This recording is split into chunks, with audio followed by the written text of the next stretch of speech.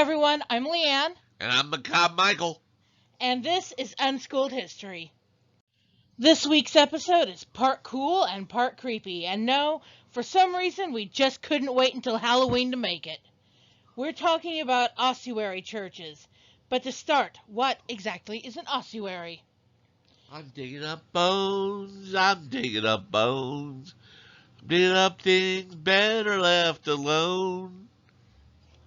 An ossuary is a box, building, or other site made to hold the skeletal remains of a human being.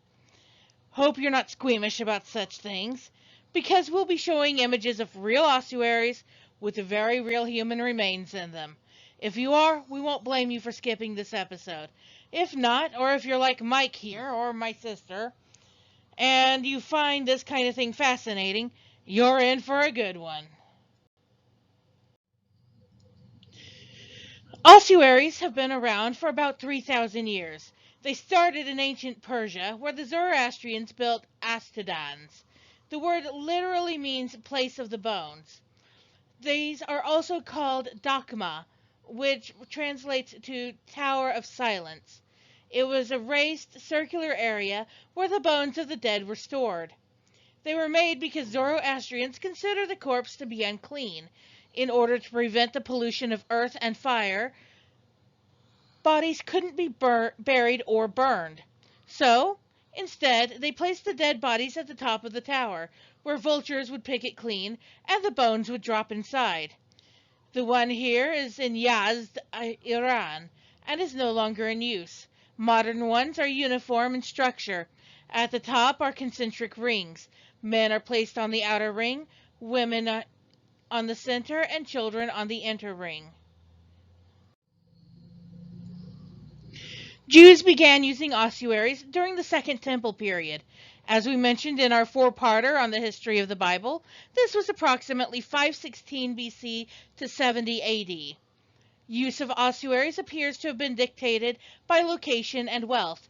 Ossuaries were an option as a secondary burial for the wealthy, who were first interred in a tomb within a burial cave.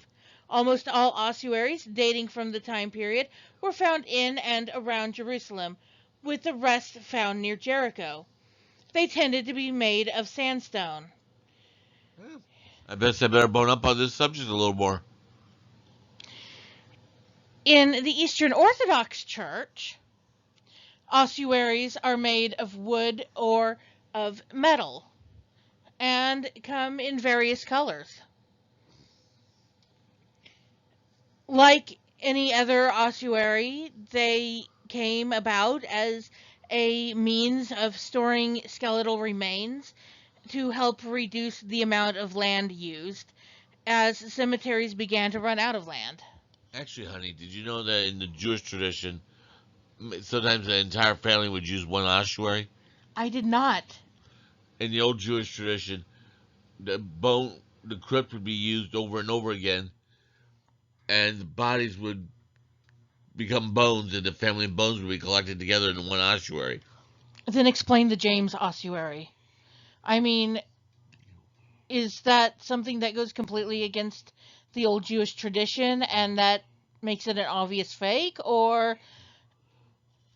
No, just as tradition evolved. Oh, okay, so you could have individuals. Yeah. Like the one that was found that had a skeleton in it that had a nail through the heel, indicating that the person had died of crucifixion. As my professors explained to me, originally it started out the families wanted to be buried together and their bones kept together, so the family would always be together. And then eventually it became the collections of the ossuaries were kept together.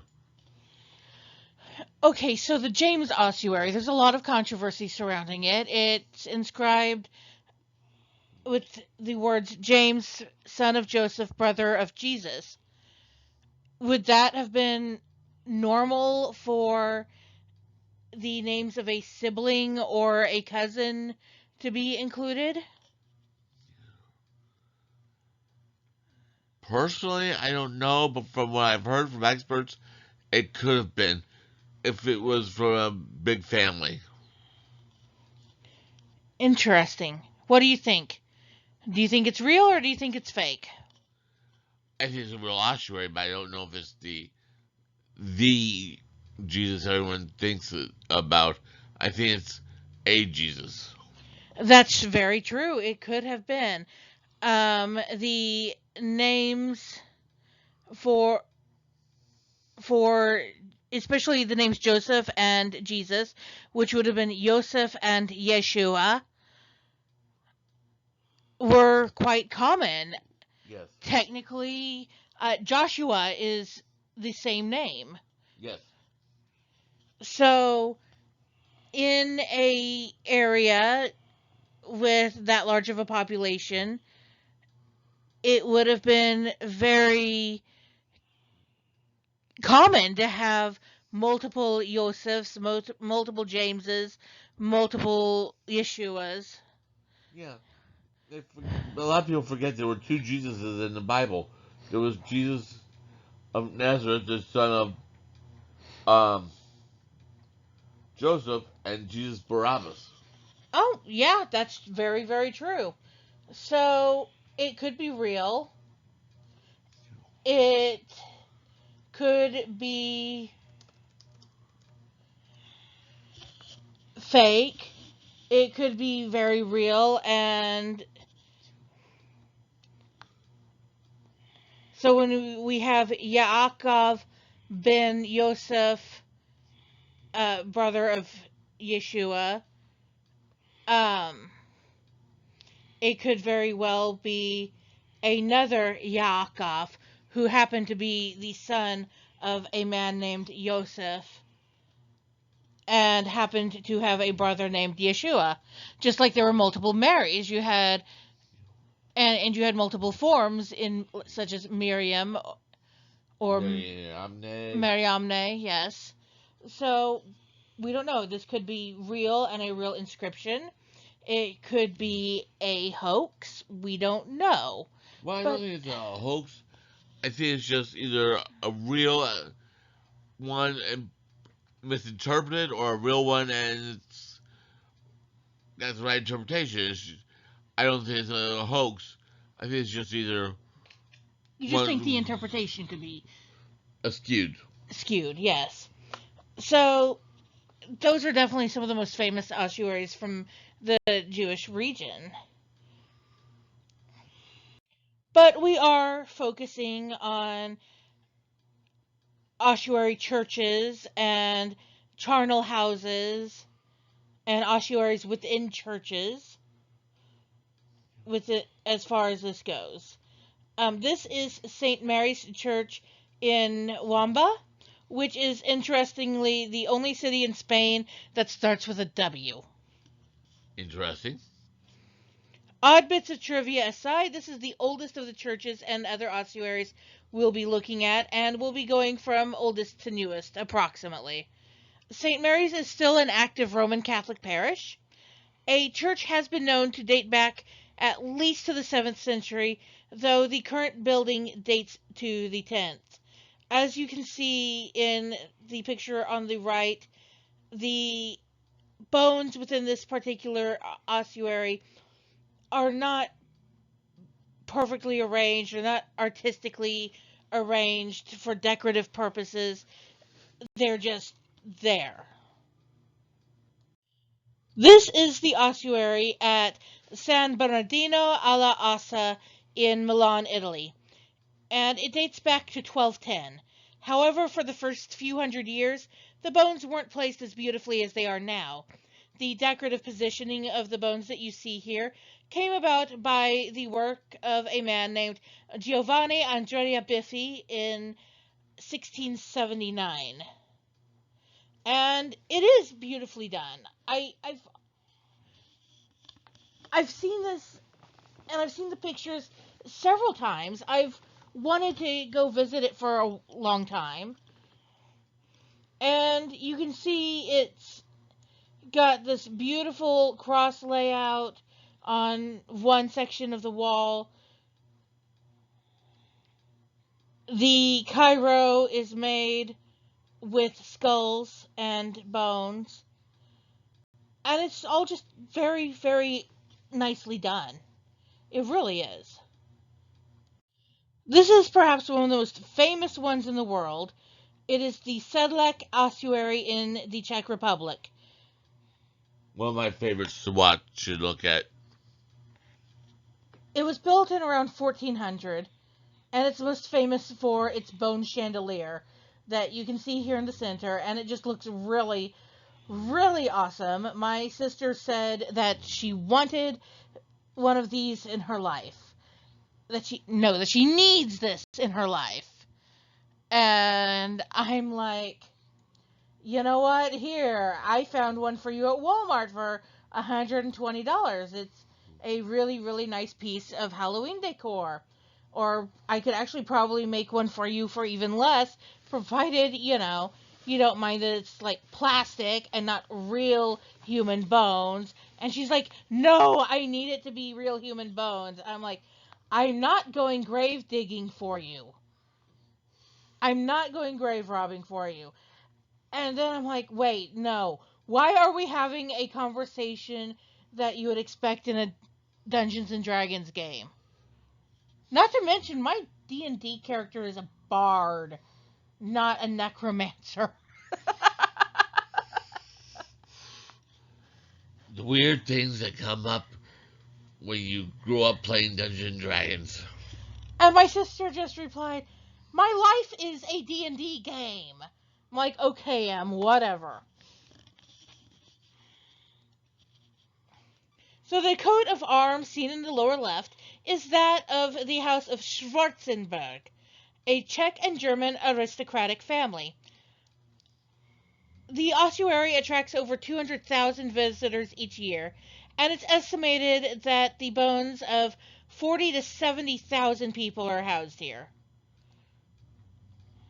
Honestly, I think the angel holding the skull looks kind of cool. And I also think it's kind of cool that people leave coins as offerings, which is a little weird. But, you know, every cult has its thing. Yeah, but if you want to leave money to take care of the dead. And that's exactly where the money goes to.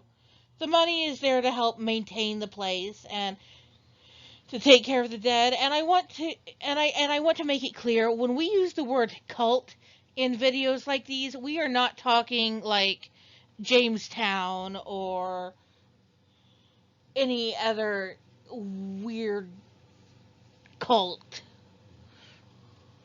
We're not talking cult with a capital C.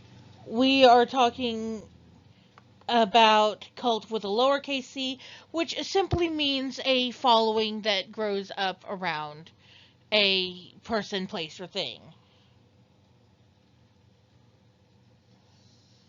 So there you go. And like I said, these offerings, it's not a pagan offering. It is a offering of coins to help take care of and maintain the place, and it's something given very freely without any expectation of anything in return.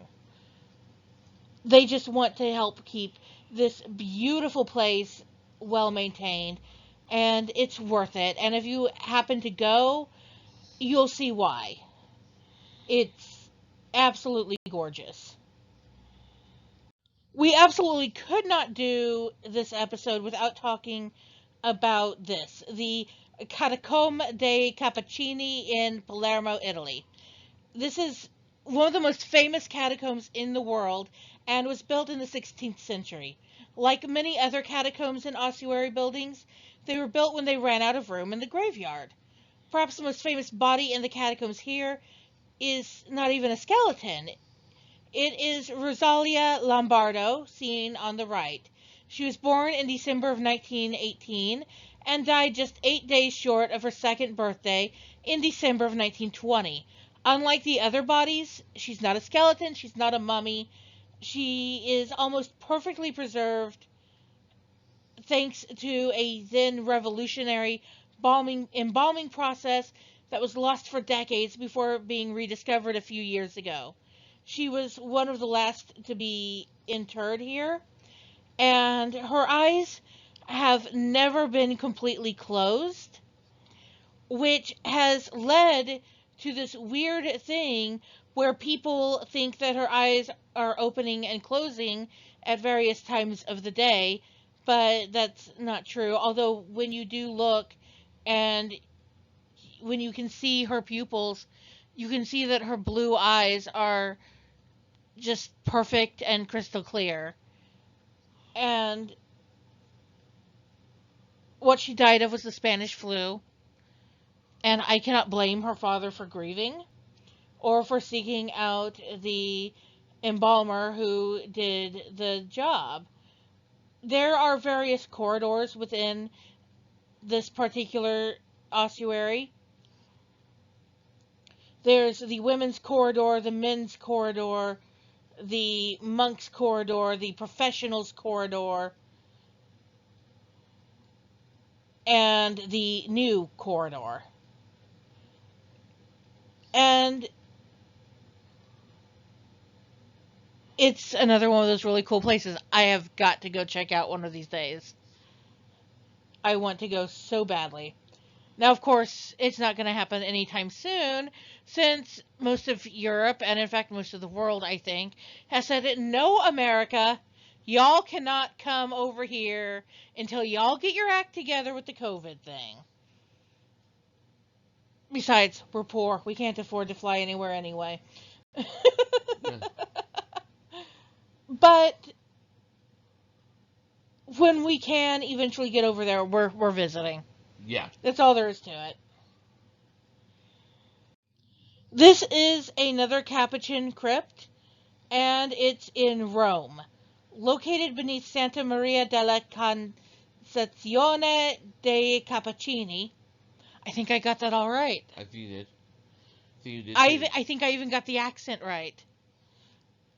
The crypt contains the skeletal remains of approximately 3,700 people. So it is smaller, but it is all Capuchin monks. And as you can see, these three still have their robes on. And again, artistic arrangement of the bones looks pretty cool. Mm-hmm. This is at Fontanelle Cemetery in Naples. And it was originally just a large cave that has over the years been carved out. This is because in the late 17th century, massive flooding actually caused a lot of skeletons from shallow graves to be exposed, and they were all just thrown into the cave. The cave then became a pauper's grave and was officially codified as such. In 1872, Father Gaetano Barbati had the bones catalogued. A cult almost immediately sprang up as people came to care for those who had not been cared for in life and had no respect in life.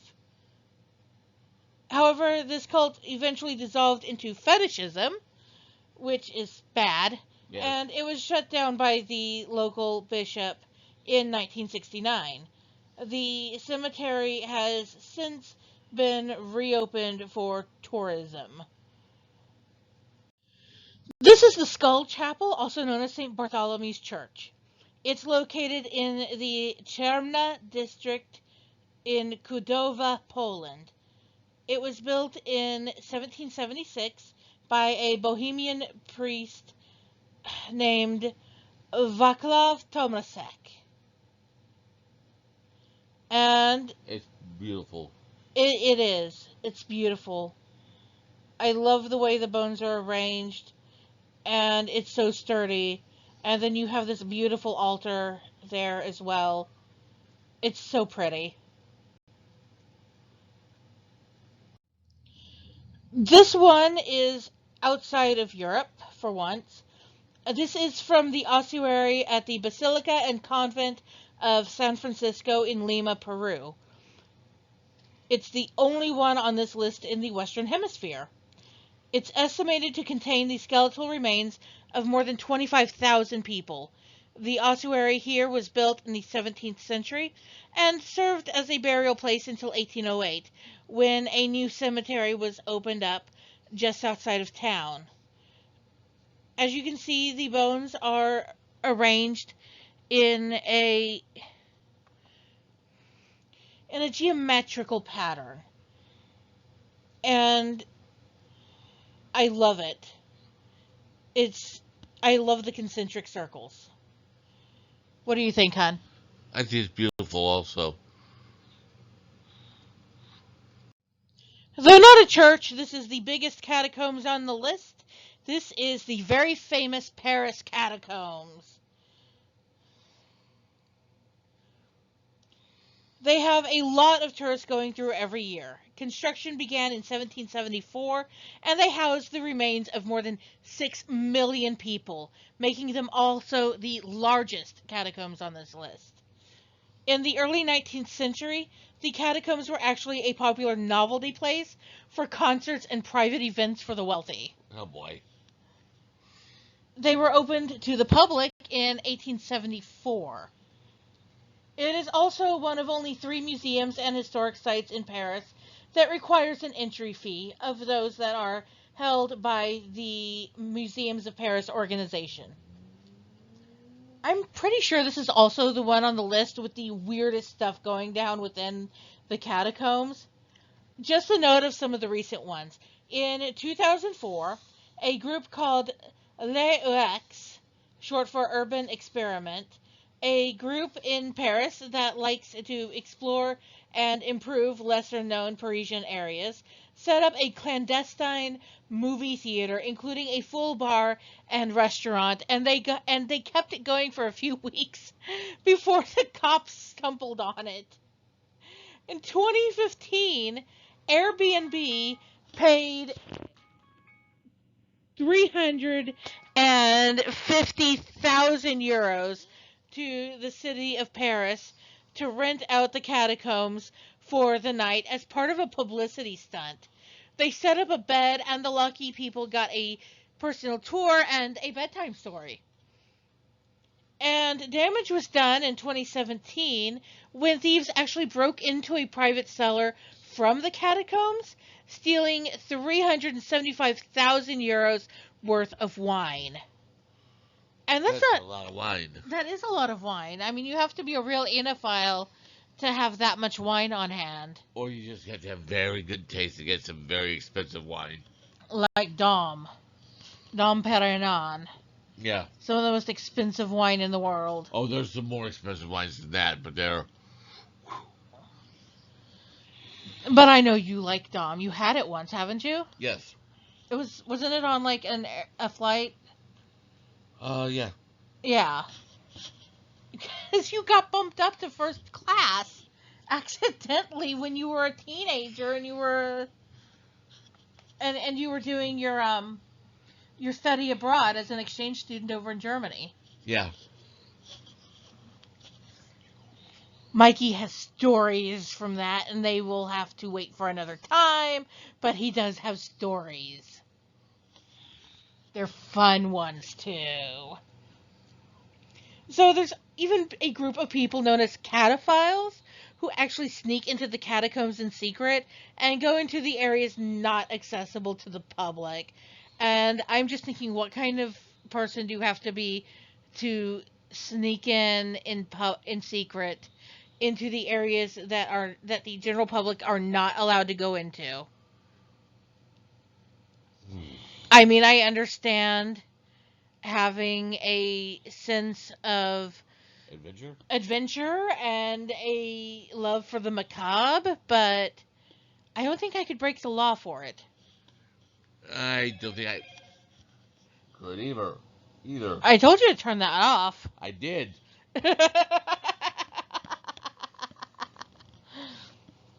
Sorry, y'all. Mikey's phone decided to go off. Mikey's phone decided to turn itself back on.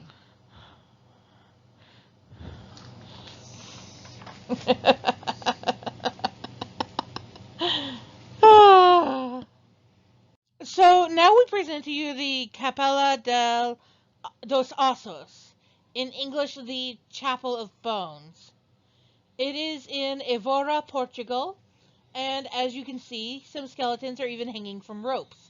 It was built entirely by a Franciscan monk and is decorated with the remains of 5,000 people. I have no idea what that smaller skeleton is down in the bottom left-hand area of the image. It looks kind of creepy to me. Honey? I have no idea. I can't make it out too clearly from my angle. Possibly a small animal, small child. I don't know, because I don't see... Okay, so here's the thing. I see the feet, and the legs, and the torso, but I don't see anything above the torso, and I don't see the arms. If anybody has more information on this than I do, or than Michael does, please drop a message in the comments. If you know what that is, if it's like a partial child skeleton or something other than an angry armless monkey.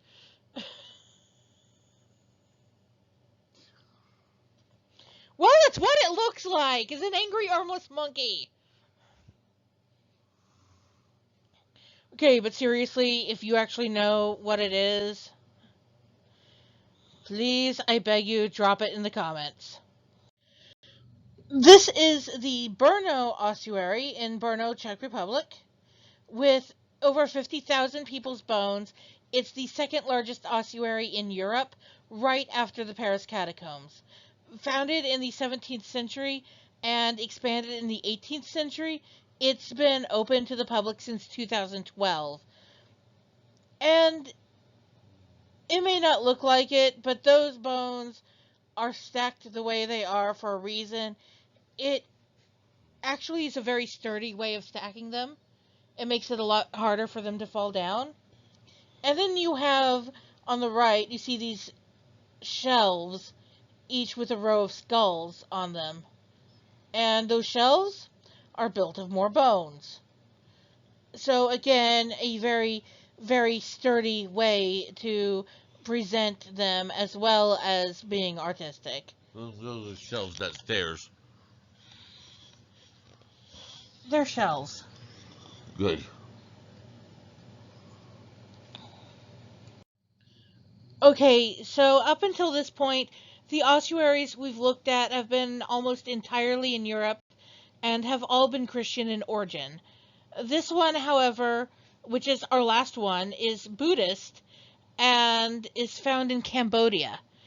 The site is called Phnom Penh.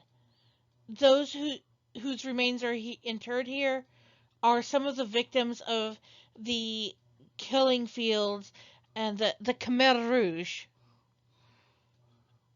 and the vicious rule of Pol Pot from 1975 to 1979. 10,000 people are here, just a small part of the 1.7 million killed under Pol Pot's regime. He killed a lot of people, and this is a memorial to what happened in hopes that it will never happen again. Yes. Much like going here is a lot like going to, oh gosh, to Auschwitz. Yes. And remembering what happened there, or going to Wounded Knee and remembering what happened there. Yes. Or the Trail of Tears and remembering what happened along it. It's a memorial to the victims of genocide. And it is designed in the style of a Buddhist stupa, which is a dome or mound-shaped building built to house relics for meditation.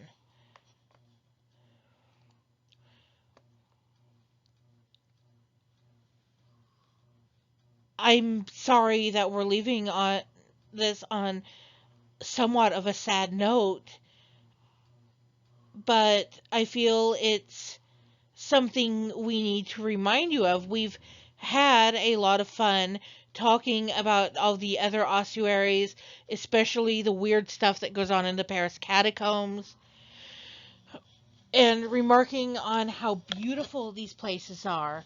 But I think it's important that we also remind ourselves these are the remains of real people. Yes. These are people who died of violence or of illness or of old age or whatever cause they died of. They were a real person in real life, and every real person has intrinsic value simply by virtue of being a human being. And I think it's important that we remember that even though these ossuaries may be amazing to go visit, we should also be respectful of the dead just as we would any cemetery. Yes. And in a time when cemeteries are being desecrated and Vandalized. being vandalized by various groups, it's heartbreaking. So, just that reminder, please. Anytime you are within a cemetery, if you go and visit one of these famous ossuaries, yes, be amazed. Yes, be in awe. Yes, enjoy the artistic value that you find, but also please be respectful. That's why a lot of these places they don't allow photography. Like the Capuchin crypts in Palermo, Italy, photography is not allowed by the general public, and most of these pictures that we have shown you have actually been taken by professionals who had permission. And again, it's just about respect for the dead. As always, make sure you hit that subscribe button Yes. so that you continue to receive alerts about the videos that we upload. And make sure that if you haven't yet, you follow along on our Facebook page for daily history facts, weekly creepy Friday facts, funny history memes. And we're going to start something new. Every once in a while, we will go live actually on the Facebook page and talk about history in small snippets, especially history as it pertains to something that may be going on in current events. Mm-hmm. So just be aware. Make sure you follow the Facebook page. We will try and make sure that you have advance notice when it's happening. But yeah, definitely follow the Facebook page for all of that. And subscribe to these videos so you keep getting these videos and learning more about history that you didn't learn about in school. And as always, if you have any questions or comments, drop them in the comments section. If you have any requests for anything, any historical subject at all, go ahead and drop that in the comments section or post it on the Facebook page. And as always, thanks for watching. Have a good evening, y'all.